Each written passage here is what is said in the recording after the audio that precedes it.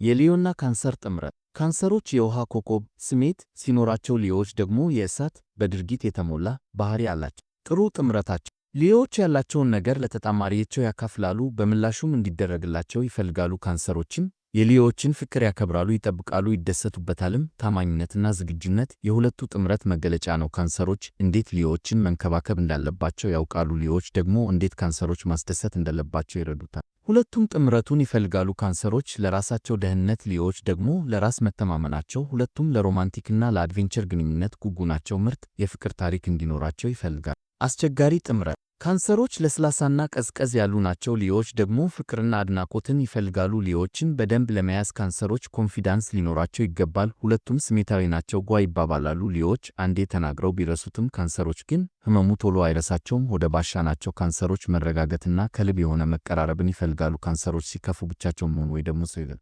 ትኩረትም እንደዛው ቅጽበታዊ። የሊዮዎች አእምሮ ካልተረዷቸው ግን መነጫነጭና ሽሽት ያበዛሉ። የተራራቀ ስሜት ነው ያላቸው። የሊዮዎች ጉራ እና ብኩንነት ካንሰሮችን አይመቻቸውም። ሁለቱም ለመደበር ትንሽ ነገር ነው የሚበቃቸው። እርስ በእርስ ነፃነት ያለበት ሰፋ ያለ ጊዜ ያስፈልጋቸዋል። ማጠቃለያ የሁለቱ ጥምረት ምርጥ እንዲሆን ካንሰሮች ሊዮዎች መሪ መሆናቸውን ተቀብለው ታማኝ ተከታይ ሲሆኑና ሁለቱም ለስሜታቸውና ፍላጎታቸው ጥንቃቄ ሲያደርጉ ይቀጥላል። የሌሎችንም ሁሉም ጥምረቶች እንቀጥላለን።